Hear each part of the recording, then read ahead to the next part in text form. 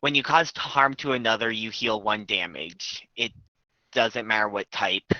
Sure. Um, but then there's another core that's when all your stats are damaged, you lose all you inner darkness and turn into a vengeful ghost. Sure. So, but if a stat were to be damaged while to inflict damage on someone, and like say then all my stats were damaged, would I immediately heal 1 damage and thus not unleash my inner darkness? Well, unleashing your inner darkness doesn't necessarily mean uh, you're gonna hurt somebody. I mean, I'm just saying It that. kind of does.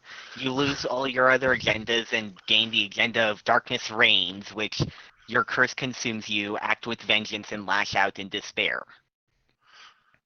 Hmm? Um, Well, I don't have I I don't immediately have the thing open. Possibly the action itself. Um, I don't actually know because you're not functionally taken out though at that point. Is that Yeah, right? because I can't be taken out. Right. Because there's a weird thing with taken out where it's like even if something happens to you at that point in time, your stats don't.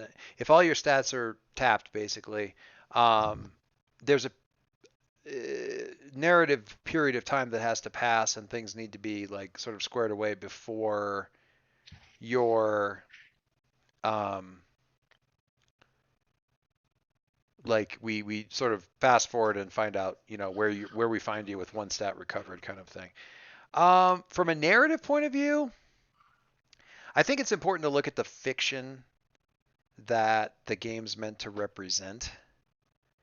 Um, so it seems to me that in a situation like that, what you would probably do, because you can't, it doesn't, having all of your stats tapped and you acting in despair with no other agendas, blah blah blah, none of that mechanically has any effect on your effectiveness. Is that fair to say? Because you're not in despair, right? You can't be. Yeah, So I just you're flailing about and doing great harm, and you're not necessarily mechanically hampered by that, and you do all these very stark things. well, I'm also easily controlled by threats to the world and Overlord. So, which is also useful and so on and so forth. It strikes me that in a situation like that, I'm just answering off the top of my head. I would probably have to go look at stuff and figure out. And if we're getting close to that point, I think it's fairly straight. It takes enough to do damage to you guys that I feel like I'd have ample warning that this would be coming. But Well, aside from that, what I would probably do, short answer, is let it run its course without worrying about the fact that you're doing damage that would heal you up, and that because you're running the course of this thing. Darkness consumes you, so on and so forth. Blah blah blah. That's happening. That happens until narratively it stops happening. So you're not mind controlled, but certainly easily manipulated by the enemy. You're yeah. doing harm to those around you, and that runs its course. Why does it run its course? Not because mechanically you need to be punished or anything like that, but because when something like this happens, you need to have something afterwards to be properly horrified by. And hitting a dude once is not enough. Like this needs to go for I think it needs to It's go for, and going into the Avatar state. yeah, and then afterwards terrible things have happened or what have you. But and I think then, while you have done the damage, I think it's worth tallying up like what that looks like because when you come out of it, I think all of that comes back. Um, so maybe at the end of that bit, it's go okay. How many times did you did 4? Okay, so heal it for your stats. So you're in fantastic shape and hate yourself. Yeah, I was just And I we think got I think poetically, narratively, that feels good to me. And if your friends can like immobilize you, take you down before it gets very bad, then that's also a good thing. But then you're also shamefaced because they had to do that, whatever. Um, yeah, I mean, this is a bad example because it's the wrong kind of template. But how much harm did Boromir actually do when he when he went berserk and went after Frodo? Not much, but enough. He did deal emotional damage. Sure, absolutely. He did. He Hmm. said very harmful, terrible things. And maybe that's enough to. I don't know. I have to look at it some more, but I can see an argument either way. But I mean, from a narrative point of view, sometimes it's like he did horrible things, and he did them for quite some time. This Let's. was this was just brought up because a move I was thinking about taking. Um, it's you wildly strike out with the intent to kill someone, roll blood, and if you get a 6-, you can damage all your stats to deal damage to them anyway. I mean, So I love all the that stats are because I mean, it's what that is. You bring up Aang, but I'm going to think of a different special effect, like eyeball special effect, and it's like Willow going like black eyes in the Buffy series. Like, I'm going to hurt this guy. Well, you can't. You don't understand. I want this. And yeah, you damage him at the cost of totally losing it. Um, so yeah, I think that's absolutely meant to be like some sort of synergy thing. It's like, okay, you can harm him, but you're gonna go berserk for all intents and purposes, evil berserk. Um, I mean, okay. but I mean, I will say this: the maneuver is powerful. I mean, by rights, that thing should let you basically go, I'm gonna lose it, but I'm gonna hurt the Overlord. Like that should work. Seems like it should Yeah. work. Um, and that's I mean, I love a move that's so good that it's tempting in the worst possible circumstances. Because you lose it so bad that now you're at their mercy is, you know, pretty compelling stuff. Um, anyway, I don't think one hit would be enough to bring you back from the brink unless it was like from a story point of view, like a pretty major emotionally cool kind of hit. I think I don't know. There's a lot of this. This is not actually meant to be a ding on the game at all, but I will say this. Um, there's a lot in the game that more so even than most people. A lot of people think of this as being kind of a loosey goosey, like basically diceless but with dice kind of thing, and that maybe you can certainly kind of feel like you're running it that way. There's certainly some of that, but most moves and games, honestly, within PBTA are actually fairly strictly structured in the way that the moves fire, what they do, what they don't do. That's just as important. Um, both on the GM side and the player side of thing. And Dave chuckles every time I say this, but their potion mishability has been carefully analyzed with every other move, right? Um, so there's a lot of thought that goes into, okay, now we're going to introduce this move. But wait, before we do, let's look at the other 47 moves that are in this game and what would happen if they interact. And I think I'm going to say for the benefit of the doubt, I think intentionally, some of that has not happened in the game. Now that has knock on good effects. It has knock on bad effects. We've been going around and around for a week about some of the stuff that this affects when it isn't necessarily carefully considered how the way something is phrased uh, interacts then with the way something else is phrased in the book. Um, and because it could give rise to all kinds of rules lawyering and grognardism and blah, blah, blah, blah, blah. I don't really care that much about. But I think there is definitely a sense in the game rules of I wrote it this way because I knew what I meant. And it will continue to make sense to me if I come back and read it in 5 years. And I don't know that it was I don't. There's certainly passages that I think maybe aren't as clear to the people reading as they are to the person who originally wrote it. And I say that because I'm one of the people who's later reading it. I find some of the phrasing unclear, or very easily misunderstood, or just too squishy by half to lend itself to a concrete interpretation. That's me. I think I'm being a little over precious with that. Now, so what I'm talking about, and this brings me into a thing that I wanted to talk about, but James, pick what you want to pick. That is a massively awesome combination. I'm sure it was intentional that they laid out there. But yeah, I think there's definitely, let's put it this way. That move puts you into a position where a lot of drama is going to happen. And I think there's a little bit of intentional hand waving expected there in terms of when the drama stops happening. Yeah, fair enough. I think So that's probably you're basically saying from a narrative standpoint that the uh, inner darkness comes into effect until while the feed on pain is working in the background until narratively until something. ends. I mean, you can't like go, well, I'm going to throw a puppy at him and get him to stop this because he's done damage, so now he stops.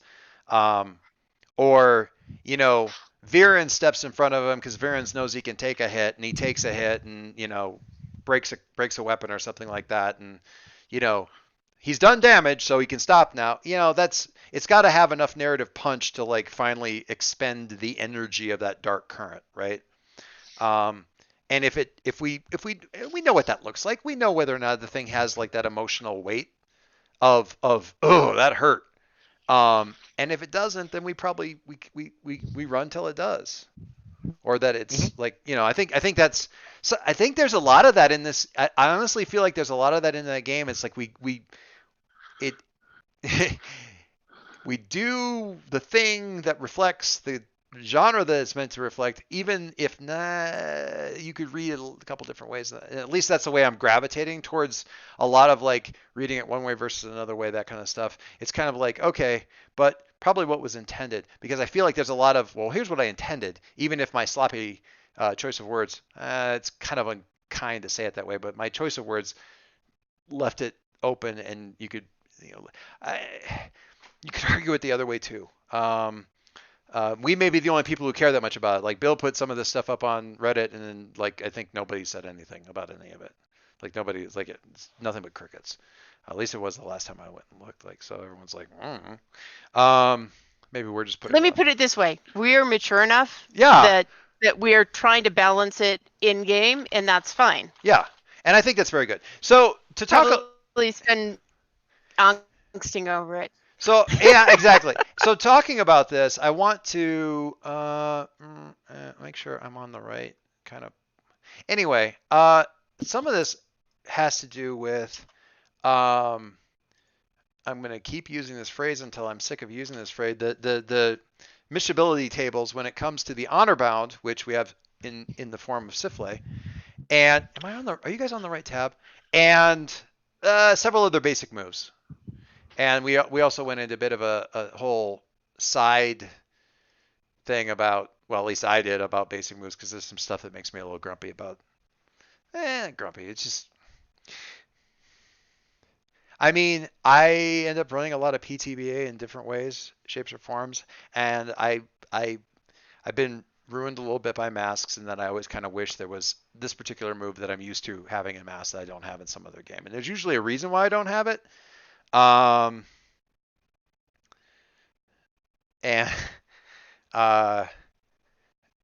that's fine. It just doesn't mean I'm not going to miss it. Anyway, so the honor bound, and I linked where we were talking about it because the way it's written, it could be interpreted a couple different ways. I honestly think that Bill's interpretation is the right one for the way that the original threat is written. I had, written up this whole like, well, it could be this or it could be that. So to solve this problem, I rewrote the threat because it's only really a problem for me. Because I kind of have a way that I think that I'd like to represent this particular character in the fiction, and honestly, the way that the honor bond is initially written It doesn't do that for me. A little bit less interesting, a little bit less whatever. So because you guys are supposed to know the quality, and I'm reiterating this because I think there's a reasonably decent possibility that only 3 of the 5 people have seen the thread. And kudos to Margie and James if they managed to avoid it, because it was a lot of nerd. I read it. Yeah. So the basic idea of Siflae is this unassailable person who is very difficult to meaningfully affect until you find this is what their honor code is. And if we can get them to break their honor code in some way, shape, or form, then they're going to leave. Or you can break some of their stats by tricking them in whatever, a 3-card money scam or pull my finger or something. I don't know. So I rewrote in, I think it's the first post, kind of how I would do Siflae, which is more specifically kind of how I am doing Siflae, which is the for my honor stat is cannot be defeated in combat by spell or arrow or blade. The stat can't be damaged unless the honor bound breaks their personal code. If they do, they are immediately taken out and will not fight for the rest of the scene. The first time a member of the Fellowship honors the honor bound's code, I wrote, and this is actually how it is in the book, the first time a member of the Fellowship honors their code. I'm assuming there, in this case, to be the honor bound's code. I guess you could read it honors their own code. I assumed it was the honor bounds code. Yeah, I think that's what I mean. It's a very interesting read for the. It's like, oh, you have honor too. You have a code that you live by. But I think that's really that's a different character. Not a bad character, just a different one. The honor bound will honor a request they make. Some moves, certain options like sting like a bee, for example, can remove the honor bound from a scene. There's no defeat implied in this. Though prerequisites for a move must still be met. You can use courage or wisdom-based finish them moves because it's not, to my reading of it, mean physical defeat. You could read it to be defeat. I think that's really the way finish them is intended to be used. But their results from those 2 versions of finish them really don't defeat the character as much as make them not a threat, which I guess is a definite whatever.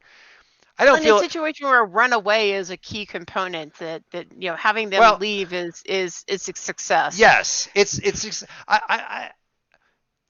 what I'm looking for is a character who is so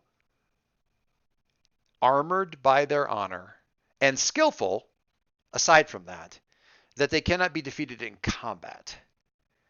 That leaves loopholes. They can be defeated emotionally. They can be in this case of, and the one I kept coming back to in my head was the time we Link faced the Dread Queen. She was defeated. He used his freaking moment of truth and beat her. And she's an unbeatable person who can cheat and has like a time looping mechanism on her forehead and has a lot of adjectives that Bill pointed out that make her ridiculously dangerous and kind of unbeatable. And he beat her without ever actually landing a punch. And I feel like she wasn't defeated in combat, but she was absolutely defeated. And I like that nuance in the character. I'm establishing that in terms of combat, generally speaking, she's not going to get beat. Boom. Done. But that doesn't mean she can't be removed from the battlefield in a number of different ways. Chasing the cat is one of my possibly favorite ones, and I think in either version of the honor bound would absolutely work. It's just that after that point in time, Dave may be doing a series of getaway rolls because they're off the scene, but you're also off the scene, and that doesn't mean they're not still in your scene, Dave. Which means you have to get away. I'm painfully aware that that's exactly how that would work out. But it's just saying that in either case of the honor bound, that is an absolute legitimate way to get you, and because it may involve trickery, that may or may also not. That may or may also mean that their merciful has gone out the window. So the mercy trait, the honor bound will always show mercy and compassion even to their enemies. If mercy is undamaged and unrelenting is triggered, this is something that wasn't said, and I think I wanted to say it specifically because I feel like that's the way moves should kind of be written in PTBA is call this out, especially when you have both stats in the same character. how does one affect the other? So if Mercy is undamaged and you trigger Unrelenting, see below, the Honor Bound will generally choose damage options that target gear, resources, or companions as appropriate, probably while admonishing their target and discouraging further attempts to cross them. Because if Mercy is damaged and Unrelenting is triggered, you're going to get spanked. When the Honor Bound is tricked, deceived, betrayed by someone in the Fellowship, damage this stat. And I think it's a fair. I don't necessarily agree with that. I think it's a fair reading to say that's the only way you can damage this stat. You could read that in the original thing. So I added a sentence that says this stat can also just be damaged by damage. Like if you do damage to this person, you can choose to damage the Mercy stat. Or how does that work with damage? You get hit. Who picks which stat gets damaged? You do, unless there is a precise weapon. When you say you, the attacker or the defender? You, the GM. I, the GM. Okay. So, like, you guys attack them, do damage. You're like, you want to take out Unrelenting. I take out Mercy. Because their patience, while, strong, is not infinite. They are patient and merciful, but not infinitely so. So I wanted to make it clear that you could, because as it was written, you could easily read it to say, you can't damage For My Honor and you can't damage Mercy. So you have one stat that can be damaged and the other two that just flat out can't. And that very quickly turns into somebody you can't hurt who won't hurt you. And really at that point, what's the point? That's a statue. Like, who cares? It's just a problematic and kind of really ugly, kind of kludgy result. Anyway, Unrelenting, the one stat I really, really like because it's just so straightforward. The Honor Bound deals damage to anyone keeping them busy. The Honor Bound deals damage twice to anyone who damages them. If damage taken by the Honor Bound will result in damaging this stat, apply the effects of Unrelenting first, then damage the stat. So you get one last shot of Unrelenting before, which is to say, if you get lucky or the GM takes mercy on you or whatever, and that's the stat that gets damaged right off the bat, at least one person's going to take a shot. Because, we'll have a little bit of bite. Anyway, so that is me. I don't want to say fixing, but bringing it in alignment with how I see the character kind of going. Okay, so we've now blown an hour talking. I apologize.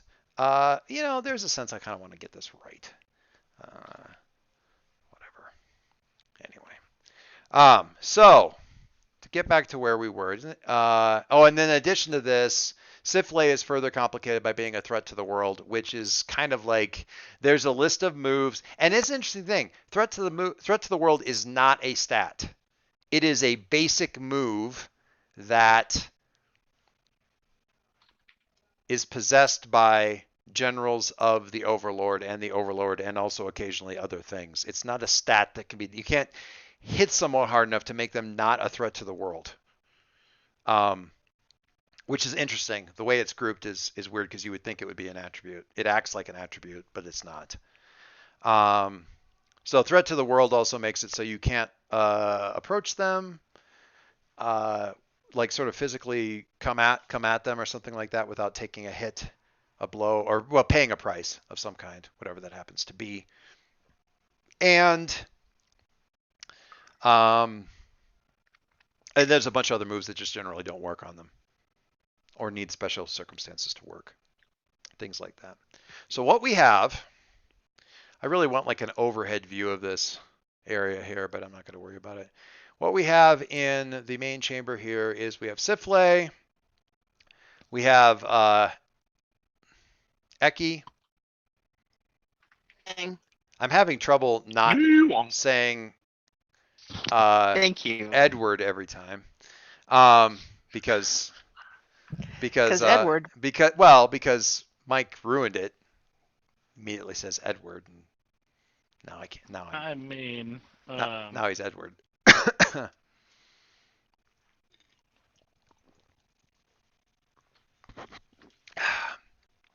And about 30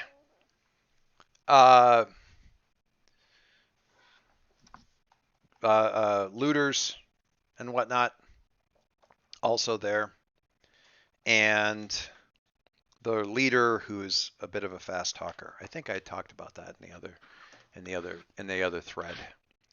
And worth noting then that Eki has got a his little set of craziness is also in one of these other threads that you guys are also aware of. And it's an interesting way that they approach this a little bit, just because hang on.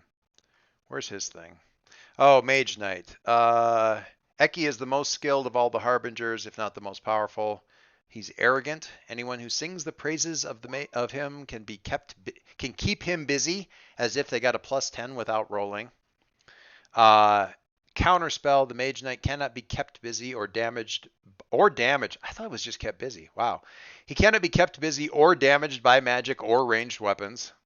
And when you try to fight, when the Mage Knight is trying to fight you, anyone who gets close to him has to pay a price to do so. So he's a pain in the ass, but a slightly different pain in the ass.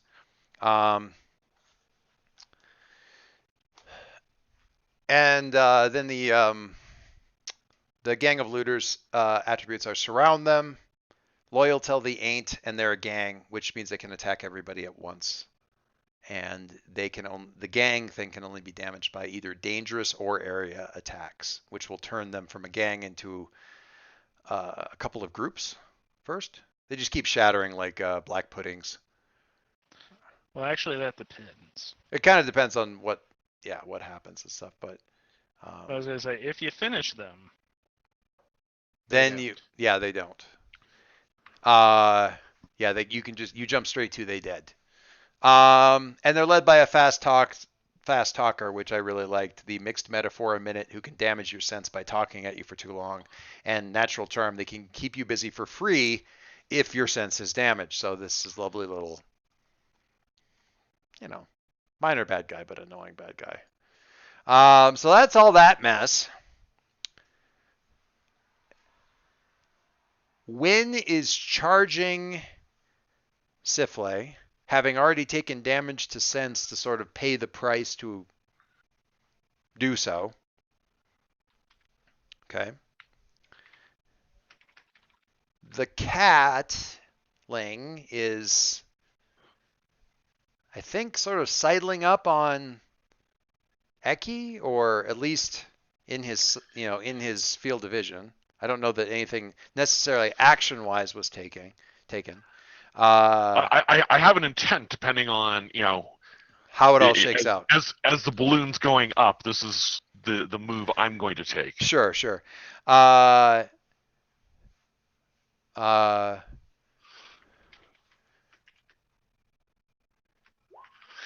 Viren's was, as near as I can tell, Viren's focus. My impression was that Viren's focus was somewhat more on Siflae than on Eki, but I think it was kind of on the both of them. And Rowan had sort of led the thing off, seen Eki, immediately shot a little bit of a verbal barb across his bow, and then all hell broke. But possibly still my favorite thing was Wynn saying, "Oh, I'm attacking her," and Viren's very grimly saying, "Good." Like that, it just, I don't know. It struck me, one way or the other. It was pretty neat, all things considered. And the only I will. So there's a bit of a question mark as to what might. I just want to get everybody on stage, and no one's going to move just yet because we're actually opening with you guys anyway.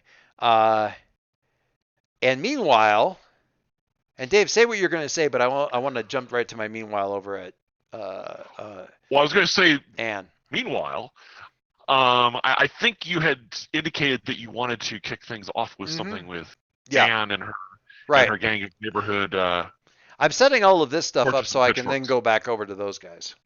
Small army? Yeah. Well, they're not, again, a small army.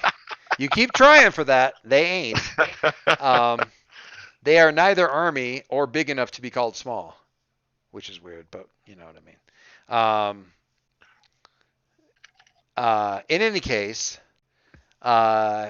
meanwhile, up and to the left, and about 2.5 minutes ago, out in the outer tunnels, we have the motley band of survivors from the city,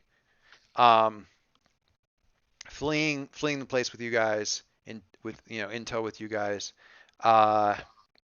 under the watchful eye of Wrangler Anne.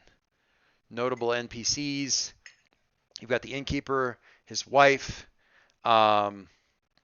Chef. the chef. I think those are the ones that really. Oh, and then the guy you rescued. The guy that you rescued, who's probably more than a little shaky. And I have a thing that I would go to, but well, no. Since everybody else is potentially in conflict, I think maybe I start with, unless you've got a thing you own immediately, because we're not going to start with you hearing something. I want to dial back just a little bit from that. And basically, as soon as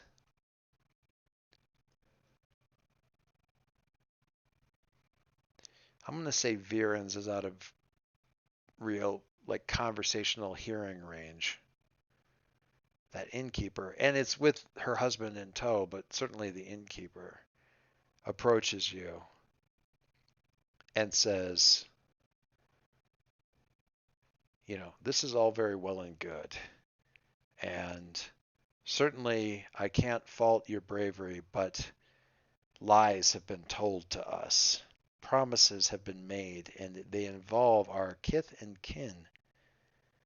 Your wizard, your harbinger there, Rowan, promised that you would see our boy and his wife out of the city, and we have left them behind. You need to do something. You need to say something. I will face down even someone as terrifying as that if I have to, but I'm asking you, one woman to another, speak for us. I've never been in a situation where someone doing right is doing something so wrong at the same time. You dropped out there. I'm seeing someone. I've never been in a situation where I've had to see somebody doing something right and something wrong at the same. Something so right and something so wrong at the same time. And that's what's happening now. We're leaving my son to die when you promised otherwise. Help. Okay. So. And there's all kinds of options here, whatever. I haven't even looked at move sheets. Not worrying about any of that. That's just, now you can throw something at Dave because he basically put you in this situation by his little trickery. You'll note they were blaming the Harbinger, not me. The Harbinger. You're the one who said, your boy's this way. Yeah, given the opportunity to lay blame, trust me, the halfling would certainly come in for it. But for right now, she's betting all of her coins on the promise the Harbinger gave them. She knows better than to bet on the promise the halfling made. It's like, I mean, if you are this woman, the Harbinger promised, and you look at Wrangler Ann and say, a promise was given, and an innocent is being. These are cards you can play and expect some weight to be given to them. The catling lied to me. I have not. And I'm the statement, a catling lied to me, and I am upset about that, while possibly true, does not have that weight of uniqueness that these other statements do. Because half the people in the town could say, a catling lied to me and I was upset about it. Boo-hoo. That sounds like an opening of a joke. A catling lied to me, and I'm upset about it. In other news, water is wet, and if you stand in the rain, you will get wet also. Well, and the reality is that Anne has not been happy about the fact that we are avoiding that difficult situation. That does not go with her, to me, and I will maybe even imply that it's somewhat racist that they're feeling like they don't have to keep their promises to humans. That somehow that's not as important to them. So I mean, that is definitely that. I feel as though that is definitely an argument that a human would make, and probably I'm not going to make with her. And it's what I'm going to make with them. Oh yeah, I know. I think it's definitely an argument that a human would make. It sounds on brand. It's also something that I think we can all agree is patently untrue, at least in the case of Carabas, because really he lies to everybody. Oh, I'm actually more pointing it towards the rest of the folks that went along with this. Well, I mean, one can always argue whether or not Wins or Viren's either really track the whole thing, but certainly Rowan did. Bigger fish to fry, wizard, blah blah blah, whatever. So we can watch. Justify the means. Right. So I guess to a certain extent, what do? There may be. Do you also make promises? Do you? In a way, I'm going to. Okay. So to do is have a moment.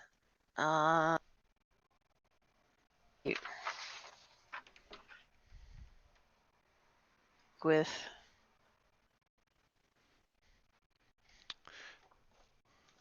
certainly forging a bond is an option, but that's not really actually anything that needs to be rolled, although I say that as the basic move. I don't know that the squire doesn't have some sort of special thing that happens there as well. Yeah, that's what I'm trying to figure out what's the right one here.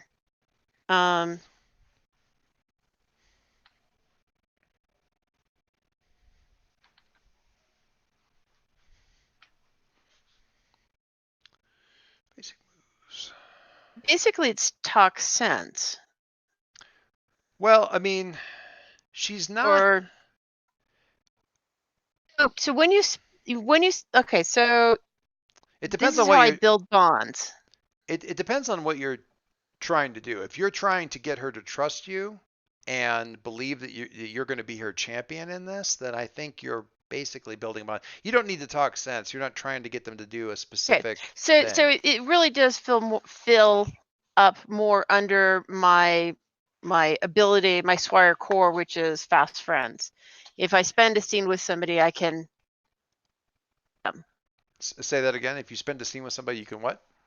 I spend a scene by somebody's side, then you may gain a bond with them immediately. Okay.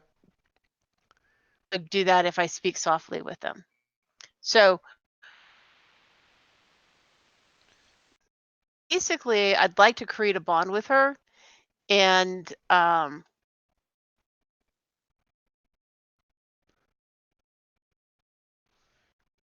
you're breaking up a little. It's not. Okay, maybe you're just pausing. I was pausing there. Okay, sorry. Good. Because it takes a second for it to pop back up once you do it. Sure. So basically, this is my point of view. So, while I can't, as a squire, guarantee that I can get these people to do something. I am not happy with the situation. I will use all of my persuasion to try and get them to make it right. And that I agree that they made a promise, and I agree that if they don't fulfill that, then deserve being, then they're not heroes. Okay. I think okay, great. And they the fact that you're part of their fellowship, and we'll speak for them. I think is. What is her name? What is her name? That's a hell of a good question. Not have it already? I don't think I gave her a name. Did we? I don't think we did. Historian? I'm looking. I don't think we had a name for her yet. I don't think we had a name for her either. I don't think we had a name for either the innkeeper or his wife, because I kept making a joke that I kept saying Thenardier.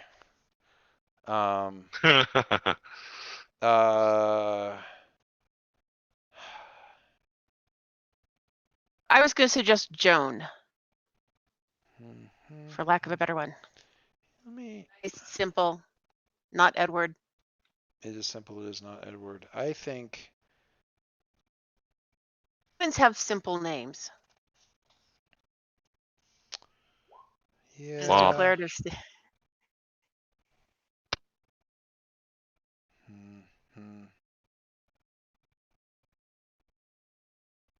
I'm down with Joan. Yeah, we can do Joan. I think. Okay, there was no name in chapter 1. No, and it wouldn't be anywhere but chapter 1. It was a lot of dialogue with them in chapter 2. Oh, was there? Yeah, but.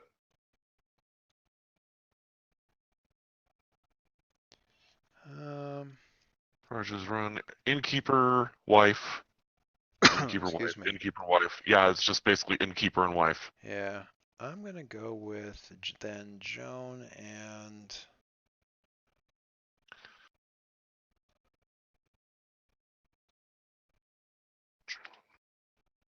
Bernard. You already had Bernard? Yeah, I already had what?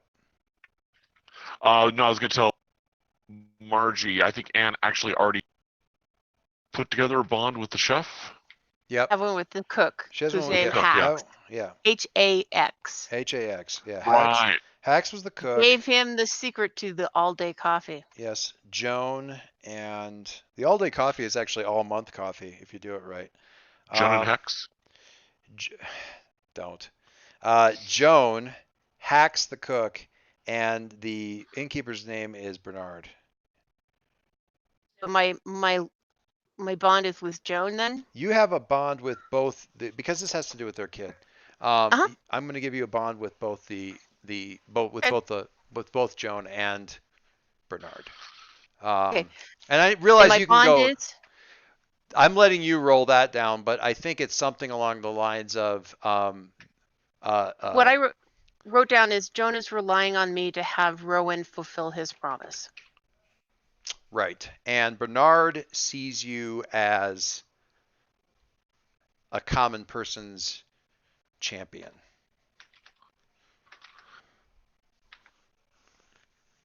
And that's not necessarily a compliment. It is. I mean, he means it that way. But at the same time, it's like you're the kind of champion that the common people can get. Which isn't a bad thing. But, kings get knights. And the orcs get people like that Viren's guy. And kingdoms get harbingers. And we get you. Love you too. Yeah. Well, no, it's no, I know. It's more, and that's exactly my role in the fellowship, right? I mean, so it's not intentionally a comment on you. It's more a comment on how he sees the common folk in this arrangement. We get a moment of quiet. I will have an answer out of this, or I will join you in condemning this. Blah blah blah blah blah. Speaking out against it, so on and so forth. If we get a moment of quiet, and right about then is when we hear Wynn's rage-filled howl, scream, something, wail. Wail's yeah, ghostly wail. Yeah, banshee-ish. But yeah, that sound that doesn't really have any other word except for and it's whatever that sound is, something good is not happening to somebody, either at that moment or very, very shortly.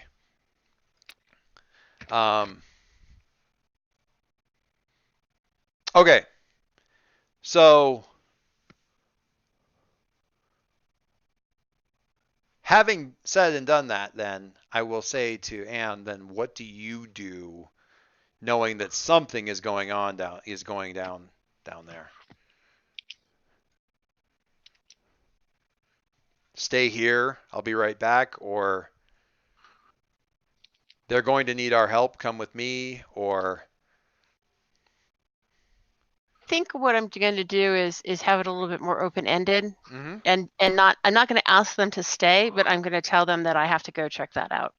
Okay, so see kind of who. Them make their own Leave decision as it to up what to. that means. Gotcha. Okay, that sounds good. I like that. You will probably have a group. I mean, it would have to be all of them for it to be sort of a gang. It's probably not going to be a gang. It will be a group because it's going to be more than 3, and probably a fair sight less than 30. So, but we'll get to that as you kind of creep forward. And I think I will. Let me look at that for a second, real quick. Not look closely. I'm not sure if there is. There isn't really a good glance at like.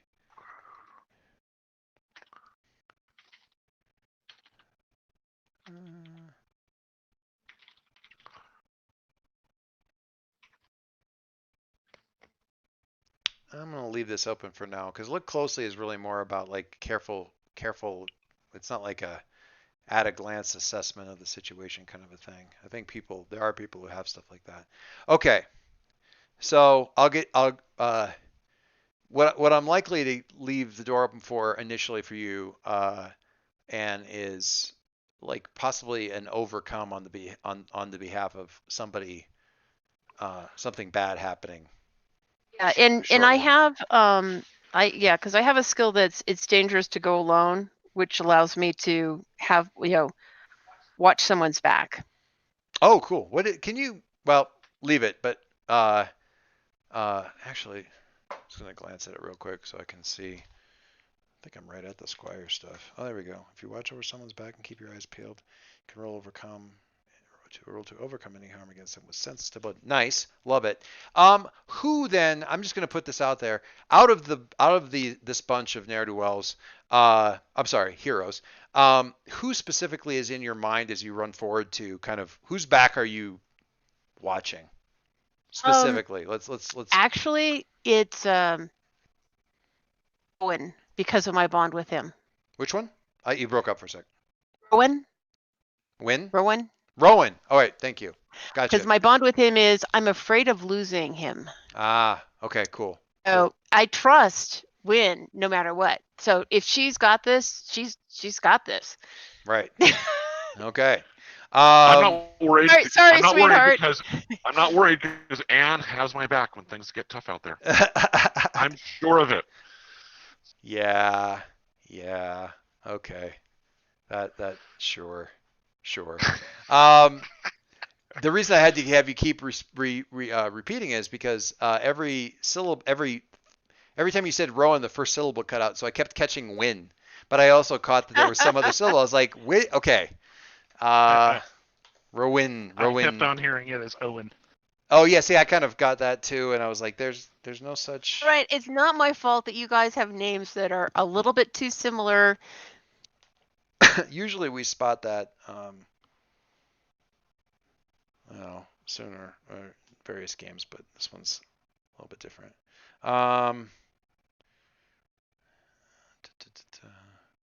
Okay.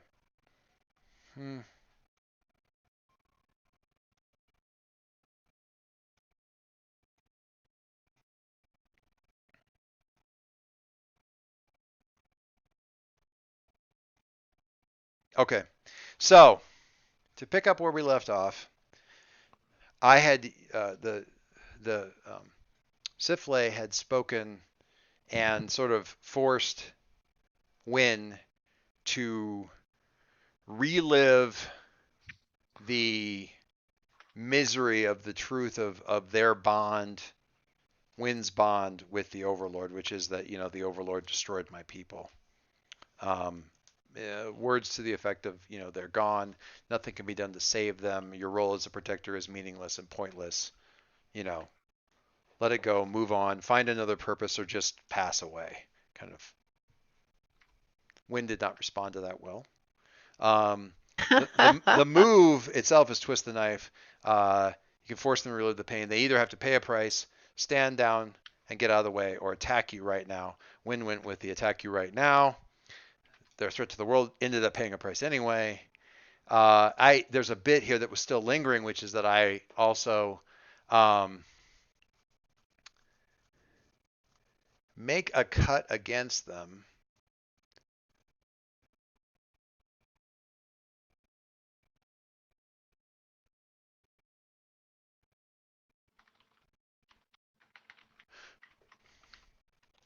Okay, so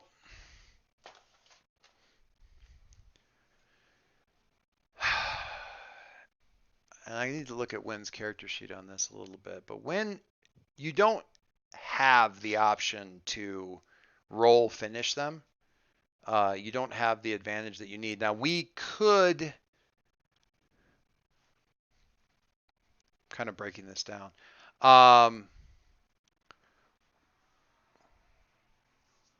getting advantage is, I think, as simple as Viren's exhaling. That's not quite, it's overstating it somewhat, but Viren certainly has the ability to get you advantage. Certainly a price to be paid there, because you're going to get damage. So I guess kind of as Wynn is attacking, the question kind of becomes: are you going to, is anybody leaping in to provide that advantage that lets you roll well, finish them. Okay, so keep kind of going back and forth on this. Finish them only works in certain only certain types of situations. And the way that Wynn is talking about what he's doing is a non-optional type of finish them. If it were a finish them. Help me parse this out. Because there's 5 different stats. You can attack with blood or courage or grace or sense or wisdom. And of those, blood and grace and sense don't work. You can't do it to Siflae at all. And blood would be the one where you're just trying to kill him. So I think there's still an option there to be physically attacking and have it count as a finish them by acting basically with courage. Assuming that you can acquire advantage, which is somebody else also backing Wynn's play and leaping into the fray and in some way, shape, or form doing a thing that gives them advantage. I think certainly, I recall Bill had gone through a list of the things that Virens could do, and I know there's a couple different ways that advantage can be acquired. So I'm saying the opportunity to do a courage-based finish them move is there to be had. I'm just trying to figure out what anybody else wants to do. And I mentioned Viren's a couple of times, but certainly there's other people available. Rowan's right there. Carabas is right there.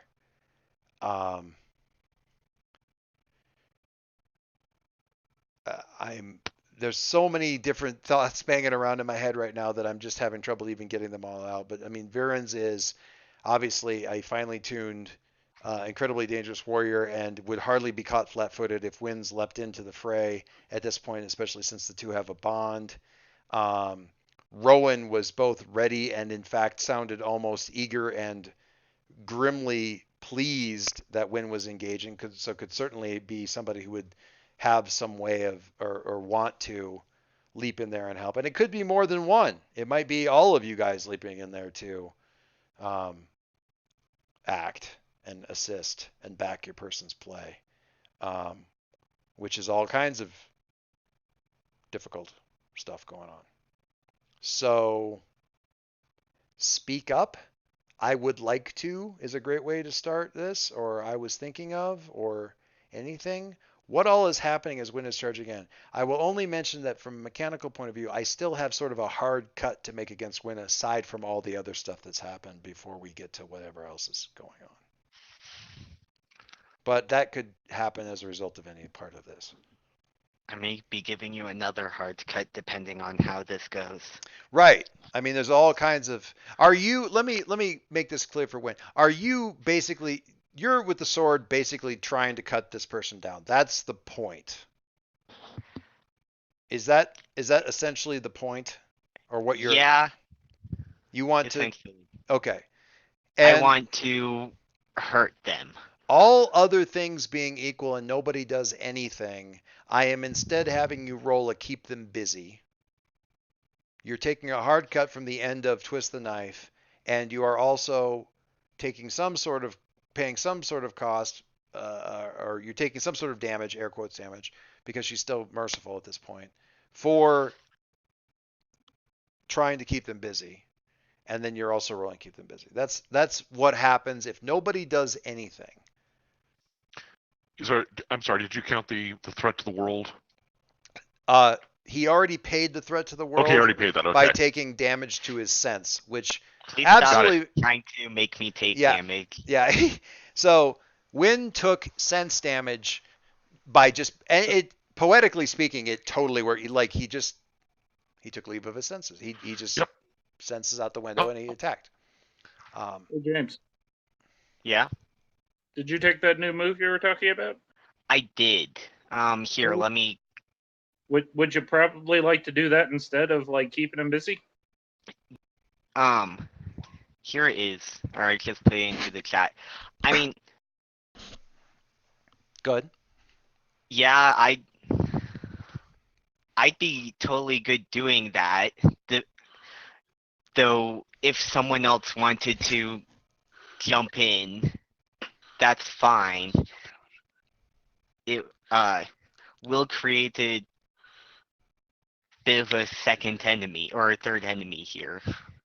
So by Not doing necessarily. this bypasses the you're not actually trying to finish them. You're doing the lash out as with the intent to kill them, but it seems like it gets around that.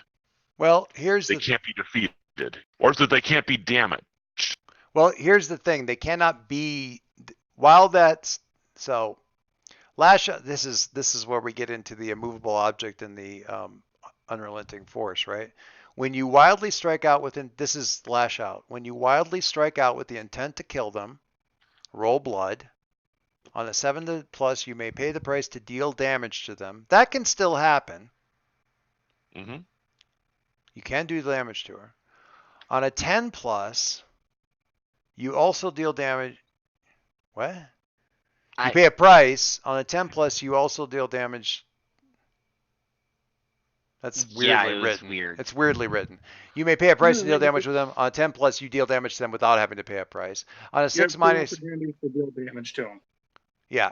On the 6, basically you can, if you use this move, you can deal damage to them. On a 6+, you may damage all of your stats to deal damage to them anyway, in addition to whatever hard cut the Overlord gives you. Okay. So right, and then from 7 to 9, you pay a price to do damage. On a 10+, you do damage.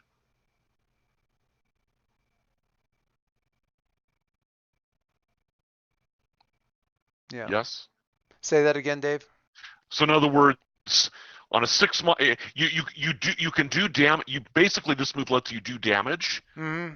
On a 6-, you have to damage all of your stats to do it. Yep. On a 7+, you have to pay a price. On a so 7 to 9. On a 10+, you deal damage. You just deal damage. So this is a way to basically always have advantage. Is that a fair read on that? I think that's a fair read on that because it's not. I don't think it's not getting an advantage. Well, it's just doing damage. Yeah, because the whole point of finish them is that you have advantage because you can sort of insta kill, and this doesn't do that. This is I have a move here that lies between Yeah, I think this is good. This is a move that lies in between overcome and finish them in the finish them's not going to come up, but I can still damage them, and it doesn't have to be because I borked my finish them roll. The whole point is to do the damage. That Yep. absolutely works for me. Bill, I see exactly what you're saying, and it's absolutely legit. I think there's enough stuff going on. I think at least it's keeping them busy. But in this case, because James has got this specific move, I think it's actually so. We leave everybody else's moves open, which is great because I get to cycle around and see what everybody's doing. Wynn lashes out in a blind fury, a bloody fury, I guess specifically in this case. You wildly strike out with the intent to kill them, and you roll blood. And that simplifies things a great deal. Okay. Now, I'm sorry, is there room to assist? There isn't really it doesn't matter for Wynn because assisting gives them hope, and Wynn can't have hope. Yeah. So it There doesn't. you go. It doesn't matter. So no one ever needs to assist Win. Okay. Got it. I mean, On the other hand, I don't despair, so. Yeah. So there's definitely that. You lash out. Yeah. You have neither hope nor despair, just anger. Screw you, Siflae. I can't despair. So there's a couple things breaking down here. Oh, All right. So there's we're many gonna. things breaking down here. Okay. There's many things. The wheels Okay. are coming off the wagon. The wheels are definitely coming off the wagon, and this is, I think. All right. So.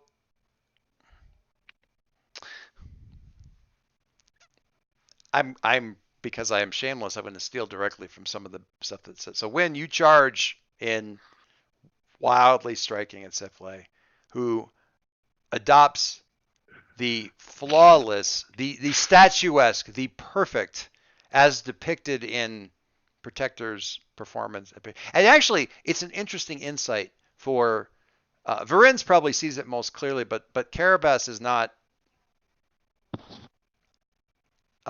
blind to it, and Rowan probably already knew it, but you see in Siflae's stance that what the people who are carving these protector statues were trying to capture.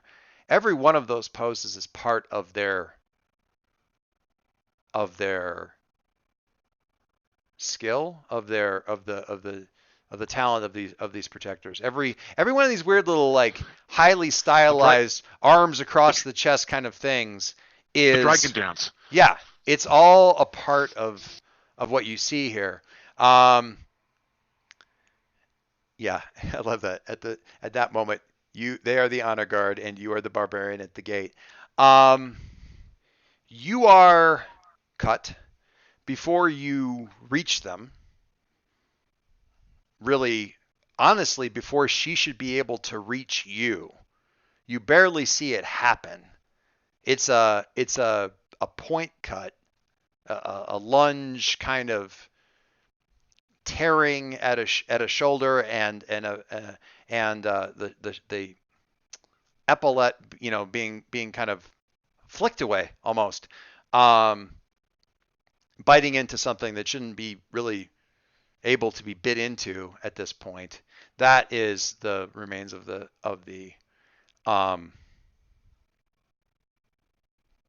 remains of the twist the knife. As you're even coming in and flailing, and these slashes and cuts and howling and flailing, bad aside, not dismissively, but absolutely impassively. You take, I think, damage to. You took sense. What? He already has damage to sense. He already has damage to sense. So the damage that you take from this this honestly defense, it's not even a counter attack. It's just the defense of the thing, is to your grace. Because Okay. Now this is before the rest of it. We haven't gotten to what do you do with the 6. Now we're to the what do you do with the 6. So the flailing is Okay. going on. There's a hard move that is waiting in the wings from the twist of the knife that I hadn't got to yet.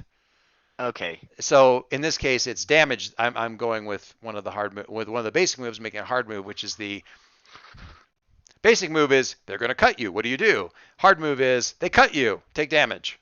So this is now you're in, and you have the 6, and you have the option from the move of you may deal damage. You may damage all of your stats to deal damage to them anyway, in addition to whatever hard. This is very ugly. To deal damage to them anyway, in addition to whatever hard cut the Overlord gives you. And there's other stuff happening here. Now, I think I say deal damage, and they should have. But do you have armor that would have protected you from that? That would have made it I not be a do. thing. So we can walk back that grace. What is it? Is it actual It's just armor? my natural resilience. Okay, so we There. bang. I just Oh, you just ticked it down one? Yeah. Yeah. All right. So the natural resilience is down 1. And I guess what at this point they are effortlessly batting you aside, and you're probably going to take another something. Something else is going to happen because there's a hard move coming your way just from the 6. Do you choose to take damage to all of your other stats and go berserk and damage? Because obviously this ties into your other thing where if you take all your all your hits to do damage to them, you will do damage to them, but things get considerably uglier. I would really like to damage them. That's entirely up to you. Unless someone has a good reason for me not to. Well, I mean, there's the mechanical one, but I think. Well, no, we spent the first half hour talking about it narratively. Yeah, and you know what? Can I say from an audience point of view, I love how much we learn about how much pain there is in win by how far you're willing to go for like a simple sort of dismissive put down. Like, there's a lot of pain there. And it also establishes that you're crazy dangerous. I mean, this has I been. thought it was a harbinger who was crazy dangerous. Oh, everybody's crazy dangerous. I mean, if you looked at the stats, every one of you is like terrifying. I am just a common person. You can take over a city by buying them a cup of tea. Anyway. I mean, for Win, this has been. She just attacked what No, they absolutely. spent their entire life and unlife So striving to do. to make sure that we don't spend the entire night doing 2 moves, like, do you want to hurt him? Because if you want to hurt him, let's hurt him. Yeah, I am. All right. Apologies, people, but Nope. I mean, You've done more to her than we have so far. So all right. So everything's damaged, and I look at. Is this feed on the pain or the lost ones? no, Despair. this is custom moves, lash out, blood, No. The thing about when you take all your Oh. damage. inner darkness. Oh, there we go. You cannot be taken out while all your stats are damaged. You lose all other agendas and gain the agenda Darkness Reigns. Darkness Reigns, your curse consumes you. Act with vengeance and lash out in despair. When darkness reigns within you, you are easily controlled and cannot disobey an order given to you by a threat to the world. And the Overlord cannot make you an offer you can't refuse. Okay. Or the Overlord can. Oh, can make you an offer. And the Overlord can make you, well, the Overlord can make you an offer you can't refuse.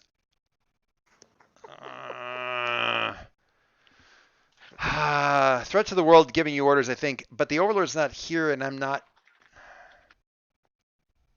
I don't know. They get all the Overlord's basic moves. When a player is taken out in your presence, you may give them an offer for their services, for something they hold, for something, or for the end of their life, something they hold. They may attempt to negotiate. You don't need to listen. If they accept, you fulfill the deal and leave the scene. If they refuse, oh, this gets very ugly very fast.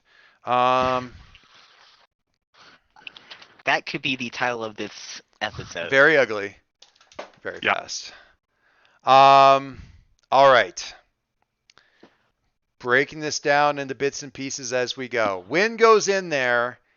What is this? And I joked about it being like the Willow's eyes go black thing, but you're flailing and just unable to pierce this unassailable defense. What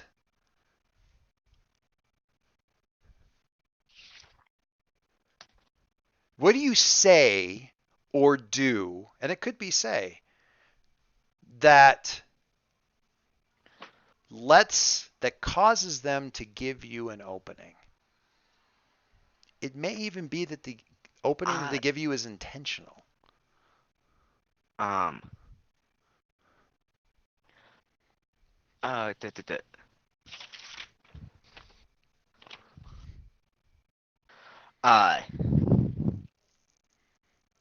I say to her basically, you are the one who has betrayed our people.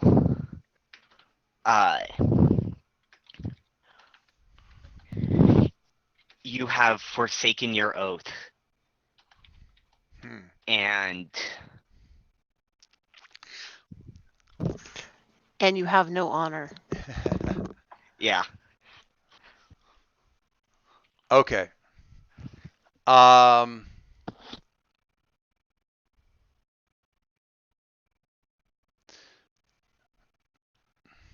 right.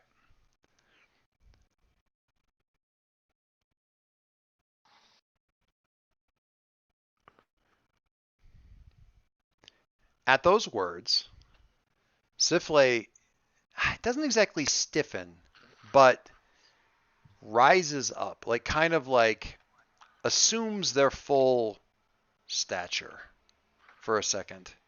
And at one of the, because this is all happening with the blades flailing and, that kind of thing, and simply moves her blade to the side and allows it to pierce her breastplate.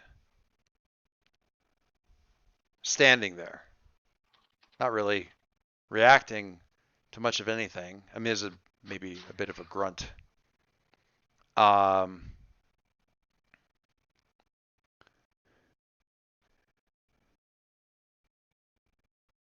And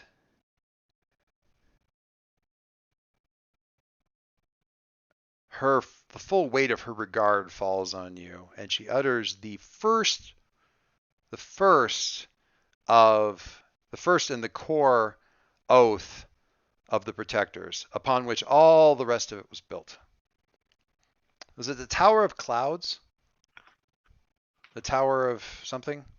The center tower that her particular order was protecting. Was it the Tower of Clouds or the Tower of the Sky? Help me out here. When you had said something like there was a central tower in the main city. Yeah. I was talking with my thing up. Get on. Oh. No, so Tower of Clouds is Harbinger. Okay.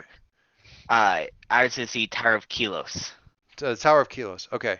Upon the stones of the Tower of Kilos, on every stone, there is part of the oath, the larger oath of service that the protectors are sworn to serve. It's a big tower. There's a lot of rocks. They got a lot of rules. There's a lot of nuances and so forth. All of it boils down to a single line that all of it was originally built on as as the core of their oath, and ultimately, eventually, by process of expression, their service to the Nalroz Empire. That line, which she says to you, is any debt repaid in kind, whether it be harm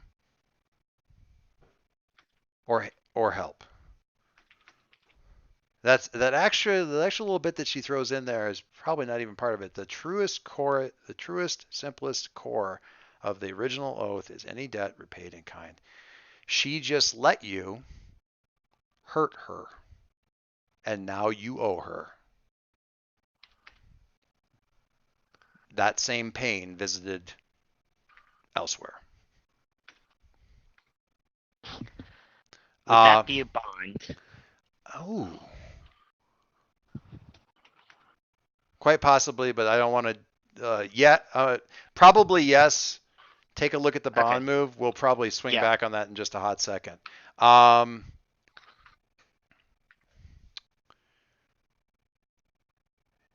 So she will damage Mercy and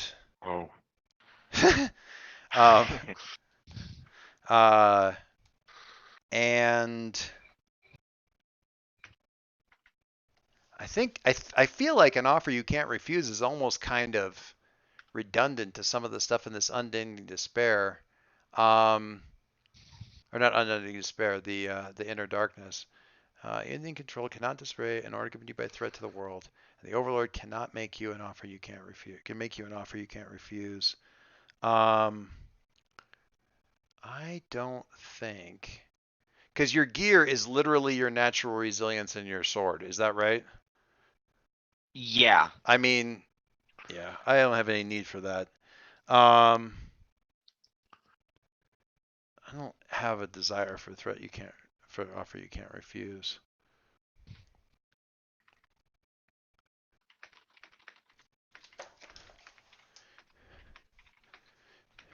So she says, any debt repaid in kind. Mix my blood with the blood of the Harbinger, Rowan Greenhand. And if you want me to be specific about it, it's mix my blood with the blood of Rowan Greenhand upon your blade.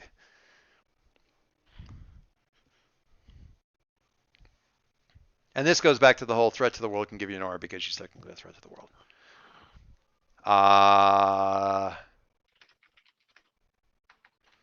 Yeah.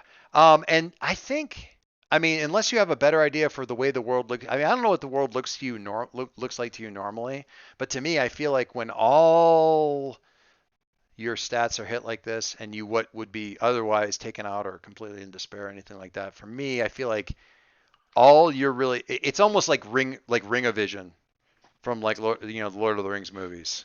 Like it's just this howling chaos where only faces kind of looming out of the darkness and sound distorted and really very little else. Everything else is really not even really a detail. Okay.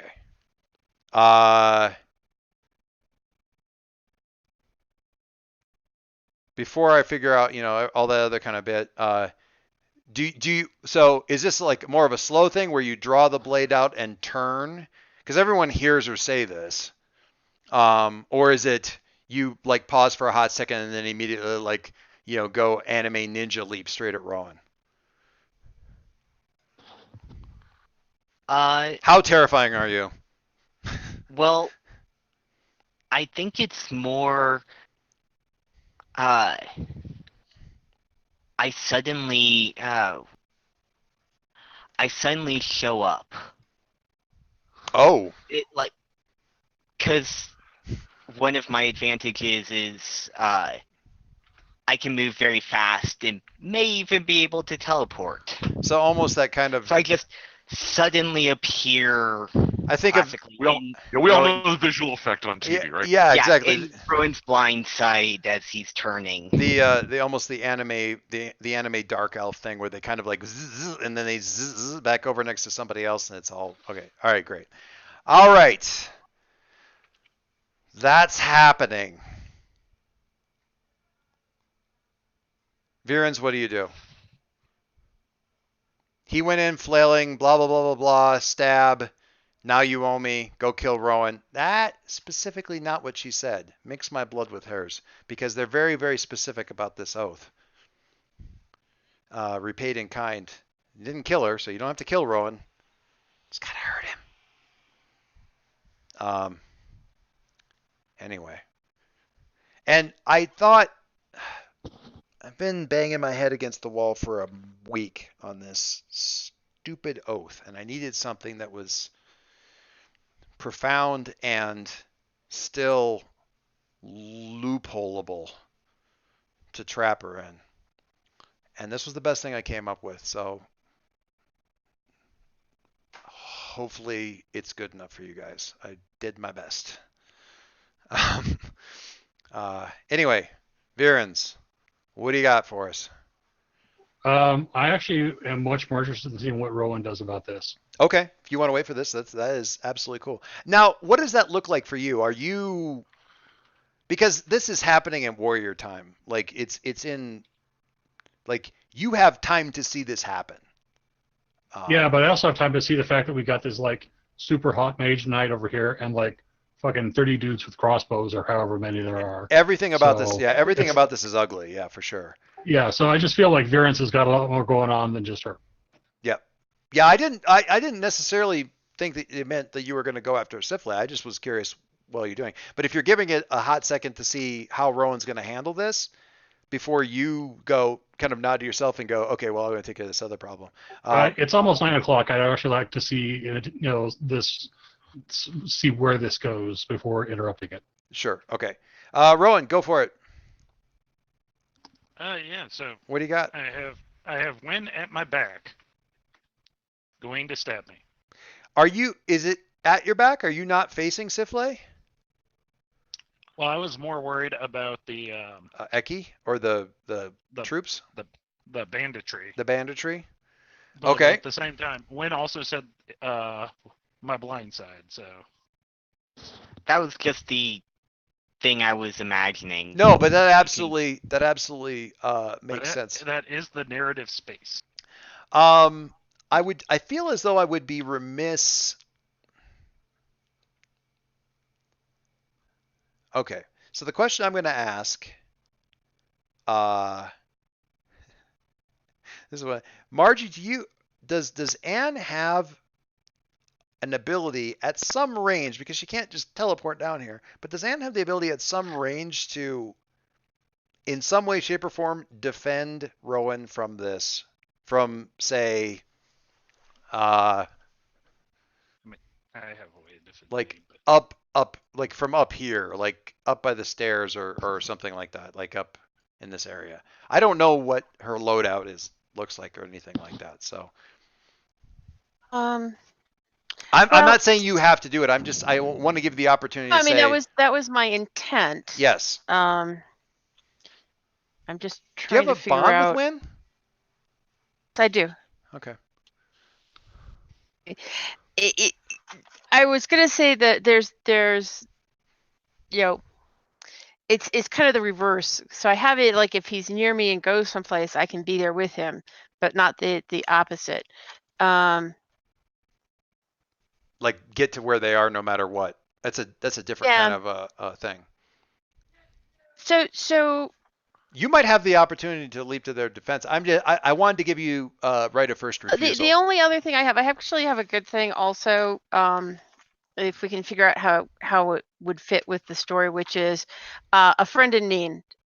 So at any time I can have helpful, I can use this to have someone helpful show up right now. It's part of my gear. Right. I was thinking of it as sort of more of a personal thing, which is sort of like, jumps down and on her horse jumps down and, is there or gives a command to one of the horses, which would be sort of where my first thought was going on this. When you attempt to avoid, redirect, or prevent the harm something will cause, roll blood. You can overcome any obstacle, threat, cut, or move made against you or your ally if you are in a position to act and have the means to stop it. What's your bond with Win? Like, what is, how is it written? Or Win, what's your bond with Anne? If you have one. When Wrangler Ann tells me she does not fear me, I believe her. Okay. Do you have one written down for Win as well, Anne? What is it? Excuse me. Something along the lines of I trust her and everything.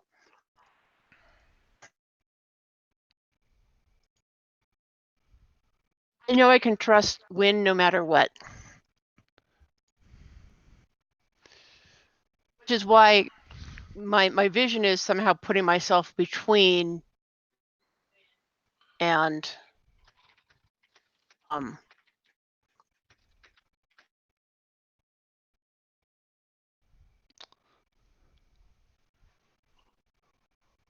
between Win and All right. So overcome is when you attempt to avoid, redirect, or prevent harm to something someone will cause, roll blood. You can overcome any obstacle, blah, blah, blah, blah, blah. It's based on blood. Blood is power, I can do it with power, loyalty, and passion. I think that you could you can do this with a shouted. I think you can attempt to overcome at least the initial attack by calling out to Win, even though you aren't necessarily physically between them at this point in time, to try to be between them. Yeah, well, virtually, but at least like try to overcome this demand that's been put upon him by this thing. And I use sense instead of blood, which is wit, logic, and observation. So I would say this would be. Because my logic says that they can't that she won't do this. The thing therefore the thing, well, if you want to use logic, the thing works like this. Siflae allowed Win to harm her, to express his rage at the loss of his people, blah, blah, blah, and in exchange demands that Win then injure one of his fellowship. But that is one debt, and the debt that Win owes, extending your logic thing, your wit, your insight, blah, blah, blah, the debt that Win owes the members of the fellowship is greater. Defeats that, trumps that. Mm-hmm. So something shout to that effect. I know that you owe Rowan more than you owe that witch. Blah, blah, blah, blah, blah. Something like that. That might work. And something like, I trust that you're not going to hurt him. Because you know how much you owe him. Or yeah. Calling in the debt, that's the same bond goes idea. Both ways. I trust Win, and Win is not knows that you're not actually afraid of them, and that that kind of thing. Okay, so in that case, in that case, roll sense, and we'll see how well that works for an overcome. Basic move, overcome. Ha! Oh my god, I don't see what it is. It sounds good. A 10, very nice. A natural 10. A natural 10. Oh, is your sense like just a straight up 0? No, a 10 as in like without bonuses. Oh, yeah, no hope or anything like that. On a 10 plus, you stop the obstacle, threat, cut, move from causing harm. Win. Okay, so I mean, how close are you to Rowan before you stop? Like, what does this look like when Anne shouts this? You know, I know you're not going to do this. You owe him more than you owe her, and it's all about the debt.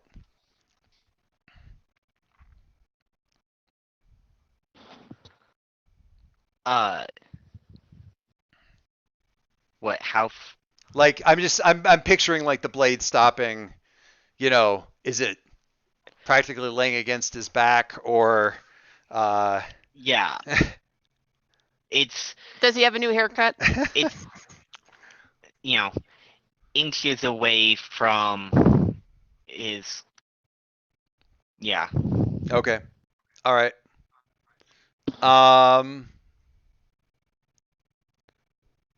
Rowan, what do you do?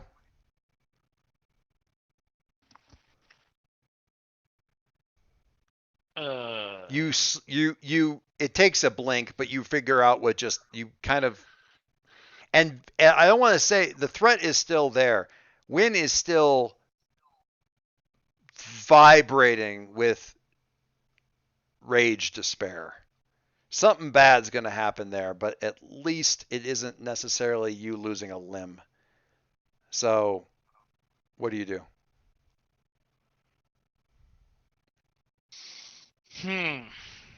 Well, what do you think? Because just to be clear, while that command Annie managed to basically stave that off, Wynn's still sort of under the influence of all my stats are injured right now, so I'm a rage machine.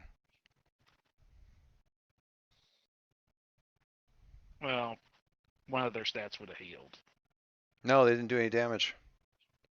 They didn't do any damage. They didn't hurt you. She stopped it. No. When they hurt. That was the thing that they did to do the damage.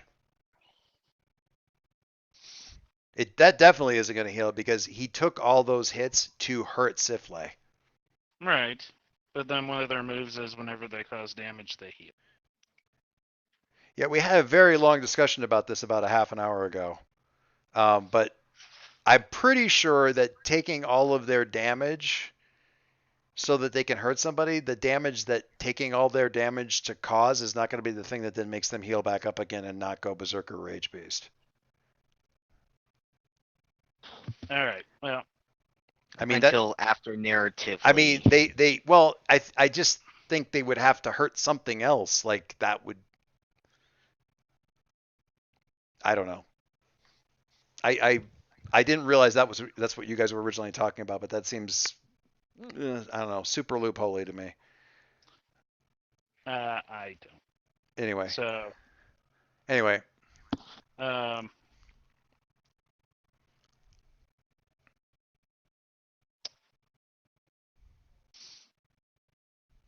Bill, what's Varen's doing on all this? He's waiting to see that. He's waiting to see what you were going to do, but everyone's just sitting, play, and watch me.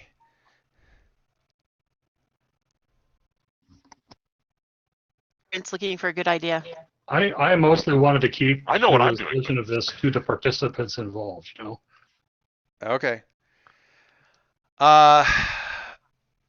So there's a bit of a tableau there where Siflae ordered Wynn to attack Rowan using the power of debt and logic and the oath of the protectors, and immediately sort of managed to catch him in a logic loop, I guess. So that there's a bit of a tableau there where he's like frozen, having just about cut into Rowan. Rowan's catching up on current events. And Carabas, what are you doing? I'm going to follow my original plan. Which was? Which was to keep Eki busy. Okay. So Eki, right at this moment, well, Eki's like, just kind of sitting with his arms crossed, kind of like going, "Wow, this is like fascinating. I want to see what happens next too." I mean, as a general rule, he does not find it an effective use of his time to worry about Siflae's personal well-being. That's not really necessary. In general.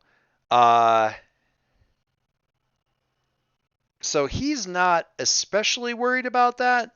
He is also not going to go randomly anywhere near where the Revenant is like doing a Cuisinart on the front of her armor. So he had kind of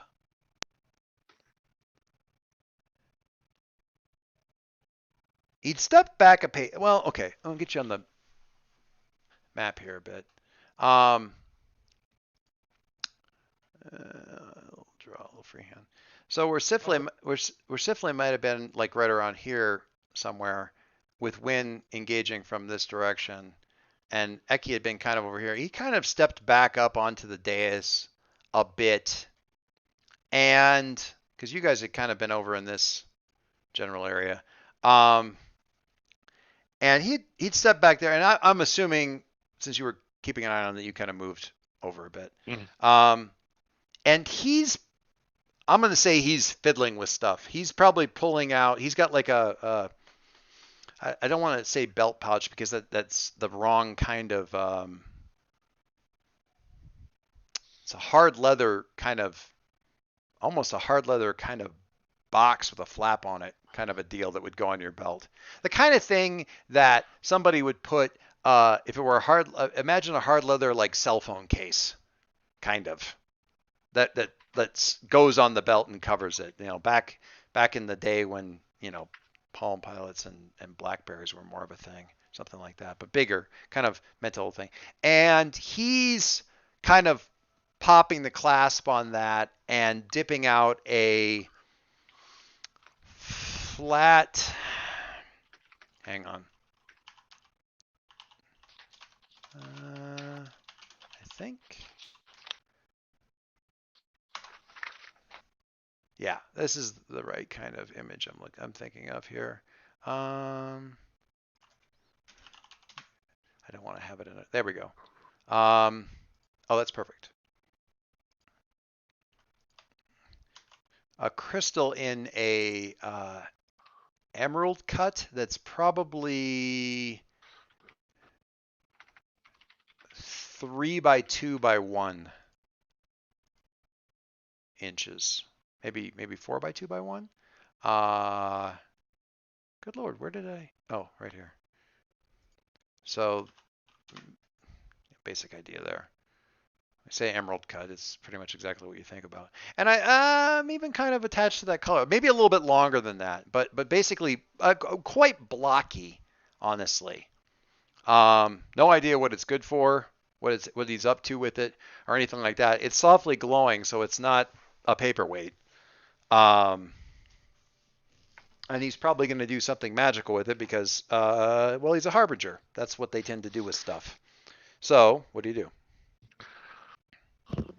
I take a step over to him and say, with all due respect to your colleague, I have to say I am so impressed by the fact that we are actually here, that I would have the honor of facing Eki of Bornir. I mean, good heavens. I've heard so much. I mean, oh yeah, the Overlord, the generals, all that stuff. Eki of Bornir, I mean, you are a class in and of yourself. He's not a dumb person, but man, it doesn't matter if he knows it's BS. He just loves it so much. So yeah. he's got it's. So this is meant to be a keep them busy kind of. Yes, thing. Absolutely keep them busy, and as established, keeping them busy if you're. I think is how I wrote it. How it's written is, if you're basically sucking up to them, is a free 10. A free 10. So, and I believe there's some lovely synergy there, Carabas. There is, because as a halfling with Sting Like a Bee, when I keep them busy getting in close to someone larger than me, on a 7+, I get to choose one of the answers. But since I'm a mischievous trickster, I get to choose 2. That's just plain evil. From the Sting Like a Bee move. So the basic keep them busy establishes that all their attention's on you, and they're not, because you get a 10+, they're not going to retaliate you on when time is up. And for some reason, the little cheat sheet doesn't mention that you give people advantage, but you do. It's part of Yeah. the larger thing. Anyway, so in addition to that, okay, you get to choose you get them to chase you around. You both leave the scene. You steal something small from them, and they don't notice until they need it, or you taunt them with it. You get them talking, and you can ask them a question from the Speak Softly list, or you think fast, and you can ask a question from the Look Closely list. So, Yes. you get 2. So, yeah, I was thinking of doing something from the Speak Softly list. It is rare to find one of your kind, if you'll pardon the expression, so perspicacious in his judgment of those around him. I can only assume that you've heard of me through tales from your companion, or perhaps from larger audiences, more broadly spread. I mean, I He said, had hopefully. certainly heard of you. I had certainly heard of you before I joined this fellowship, but I have to tell you, Rowan just goes on and on about you. I mean, he's putting up a brave front. I will just say that. The envy is palpable. The envy. I mean, the trepidation. I mean, just. Okay. Wow. I love it. So you're going to speak soft. You said speak softly. Yeah, and I think what I want to try to do from there. I mean, I guess she's given us a sense of what her. I'm trying to get a feeling of whether we understand what her honor code is. No, the honor code is the honor code in its basis form. Now there's nuances, literally the height of the tower that Wynn mentioned, because every one of the rocks is a clarifying addendum or some other expression of the aspect of it. But the simplest boiling down of her code is any debt repaid in kind. Any debt repaid in kind. Okay. Good or bad. Huh. You hurt me, I hurt you. Eye for an eye, tooth for a tooth, gold coin for a gold coin, kiss for a kiss, life for a life, etc., so forth. Spiraling ever out of control. And which debt is greater, which life is greater. All these many possible questions and philosophical debates and stuff are the reason that it's a bloody goddamn tower that's carved with clarifications. Right. Or was. It's the still tower standing. The tower is the Talmud of there you go. Of that particular group. Yeah. So that what he can tell me about that isn't going to be helpful. And I think I wanted to make it clear. Certainly, it should be the thing that they were here doing was parenthetical to the larger goal within the city. So they were sort of mopping up the last of the gravy, with the bread that they had handy. But that was not the meal that they were here for. Coming to this particular rock and soaking up the excess leavings and stuff up the way. So I guess one of the questions I can ask then, I was hoping for something more tactical for the purpose of this battle, but I will go ahead and. Well, you guys need clues for actually what's all going on with these guys in the larger scheme of things as well, so that's hardly a bad thing there. Yeah. I will go ahead. So for one of my speak songs, I will ask what they were doing and what they're going to do next. What were they doing? Oh, well, I'll since I already spoke about the one thing, I'll talk about the larger deal. You'll forgive me if I have to be somewhat vague about this, but this was, while important to the greater cause, to the greater goals, this was really proof of concept, the second of two, one would say, before we get right down to the brass tacks of a thing. This was a test of a theory, as I understand it. I am a very skilled bondsman as far as any of this goes. Really, it's all up to the higher lady, really. But it was just a test. A few eggs that need to be broken, unfortunately, but is what it is. So to simplify this, because I've been admonished by the playing group that sometimes these get a little poetical, and I don't really spell out specifically what is being said. I assume it's something that they've done that's related to the original dropping of that island, and in the local vicinity, it's breaking down the magical protections of the right. Of the so town. this is proof of concept 2 of 2. Before they get down to brass tacks and do something that combines these things in some way, shape, or form to. And clearly, siphoning of power is certainly part of it, because the power went somewhere. I mean, magic is what magic is, but the laws of thermodynamics, as a general rule, are relatively,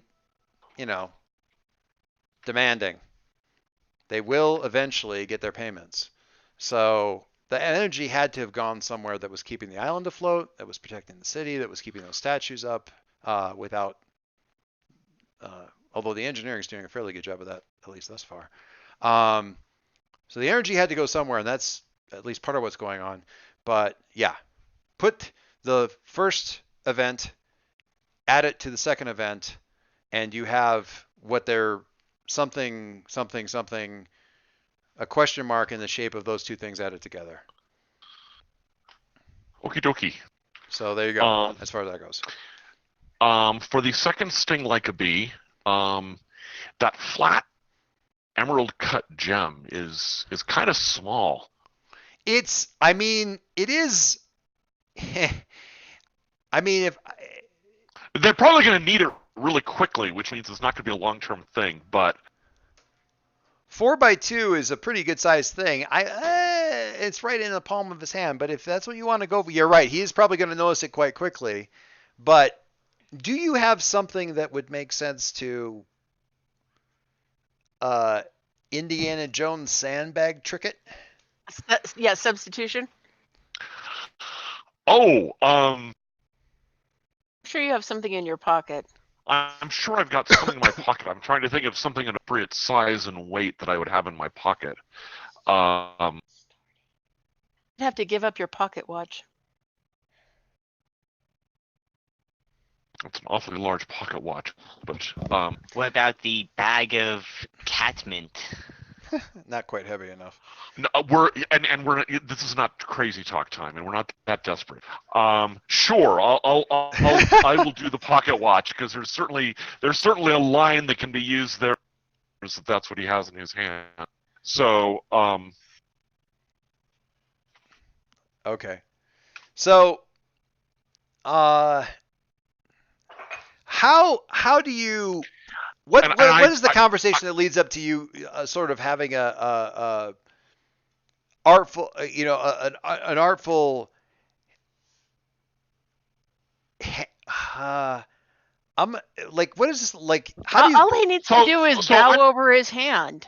I mean, I'm a handshake. I am the whole conversation here, as he's going on about this plan, and I'm like I'm marveling at the amazing the amazing scheme that he's involved in, the powers involved, and how that implies that he's tied into something even greater than possible, and kind of getting up closer and saying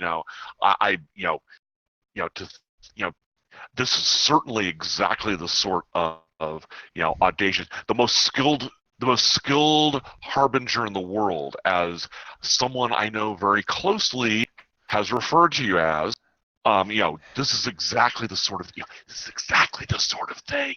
Leaning in close to whisper, because I don't want to embarrass my friend, so I'm kind of like right there and talking with him and kind of really keeping him engaged in the words and the patter. And since he is going to notice it right away, my suggestion there is that, like, when you lean back away and you kind of like, so how does the gem figure into this as you kind of like. So how does the gem figure that he flipping it flipping it in the air and catching it again? Right. Yes. Well, and we're going to switch to Rowan's. Let's just say Eki's smile dissipates. 1 second. I think my math beleaguered daughter needs a moment here, and then we'll. We got about 5 minutes left here, and then we'll see where we are.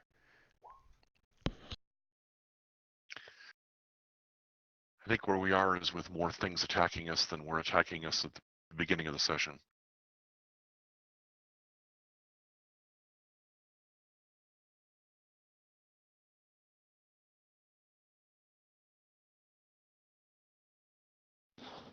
I mean, yeah.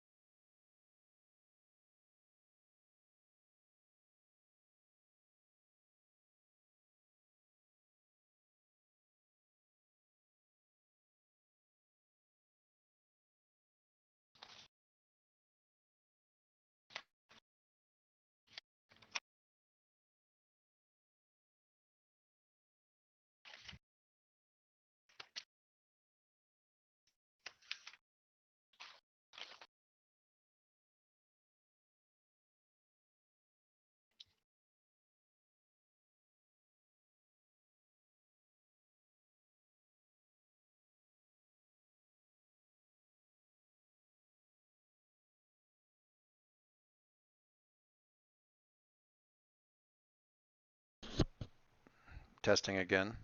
Are you there? Test, Yep. test. Oh, sorry. I was back and talking, and apparently not back and talking. Rowan. Carabas is playing Tiddlywinks with a teleport beacon. What do you do? With a what? A teleport beacon. It's probably synchronized to some sort of crystalline ring array that allows him to go someplace else in a hurry. It is generally speaking can be managed by people who are in dire straits and don't have a lot of time to think, and as such, is probably not something with which one wants to fiddle arbitrarily because they might accidentally activate it. Because it's really pretty simplistic, like push a button and get the hell out. And he's kind of flipping it end over end in his palm and smirking at Eki, who apparently had it until a moment ago. You're pretty sure the cat didn't have it until a moment ago. Mm-hmm. So, what you doing? Well, Eki looks alternately like there's a mixture of amusement and sort of anger and I'm not gonna say horror, but kind of like watching a car crash where the person driving isn't somebody that you like. Like, oh, this is going to be terrible. I can't wait to see what happens. But also irritation and so forth because he did just lose his shiny.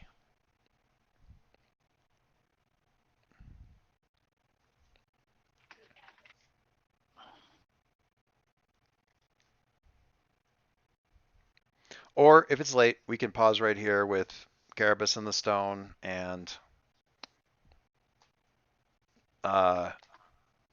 Sword to your back and yeah, that's fine. we do that too if we're still sort of all that kind of stuff. Okay. All right. Sorry we got such a late start. A lot of talking going on there about stuff that I'm still not 100% about, but we'll get there. As far as the layout of the personages and all that kind of stuff. I don't think.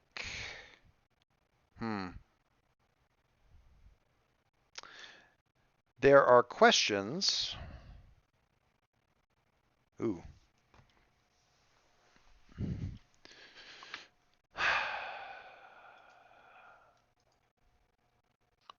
When you reach the end of the session, the Fellowship answers these questions. Did we save or protect a community in need? No.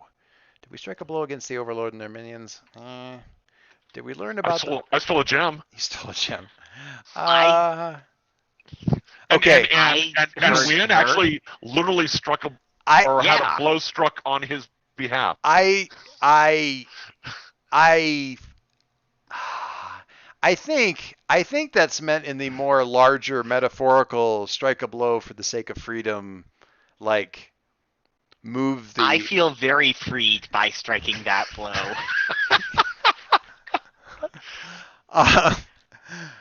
I was gonna say find out about the Overlord and the world and its people, but sure, I'll take that as a yes. I mean, I could take a yes. I'm not sure if there's been 2 yeses because honestly, not. I mean, a lot happened in people's skulls, but not a lot happened. What are the yes options there? I stepped away from my screen here. For each yes, we can either have each Fellowship player refreshing 1 piece of gear, each Fellowship player choosing 1 stat to heal. Does not have to be theirs. We could re-heal Win. Yeah, you could. I will note. Or we can each choose 1 player to level up. Yeah. Well, for 1 yes, it's like 1. We say each. The players can choose else. 1, and you can. I mean, it seems a little wonky, so close into the thing. But me personally, I kind of love the idea of like Win's vision healing as like sort of he comes to his senses and regains his balance and stuff as you guys like go and we heal this and we heal that, because it's each person picks a stat to heal. Each Fellowship player chooses 1 stat to heal. It doesn't have to be theirs. And Win's the only one that's taken any stat damage, so you could like literally heal like 4 out of 5, or no, 5 out of 5. Oh, is that Rowan? Did you get hurt? No, Doyce, you're a player too. You can choose one. Each fellowship player. Each fellowship player. Okay. Sorry. I choose not to heal Mercy. No. No. The end of level thing is not a thing. But okay.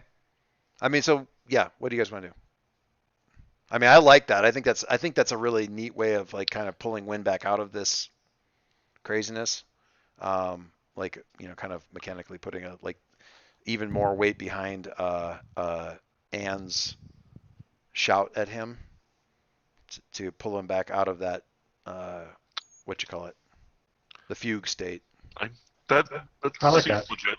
I think it's pretty neat. And each of you get to pick, so that's 5 of you. That's all 5 stats, right? Like nobody else has a stat to thing, and that's all 5 of you picking a stat. So for all intents and purposes, you just heal somebody. Am I accurately assessing that? I think that's. I mean, it's kind. There's 5 stats, and 5 of you, and you each get to pick 1. Yeah, you basically just get them right back up. It's a very interesting thing with the Revenant because, like, on the one hand, yes, Win is damaged. Yes, it's bad when all of the stats are damaged, but mechanically, it doesn't do nearly as much as it does for other people. Like, oh, Win's back. He's not rolling with despair. No, none of that. Like, despair doesn't go away. Well, I guess despair kind of goes away because you're not. He never has despair. Yeah, but he rages in despair, but that's not the capital D despair in this case. So it's not like, oh, I don't have to roll with despair anymore, yay, or oh, I can roll with hope now. Nothing a lot changes. So the fact that he can toggle back and forth really quick is kind of appropriate. It would be weirder if it were like Viren's like blasted and bloody and no, that would still be pretty cool.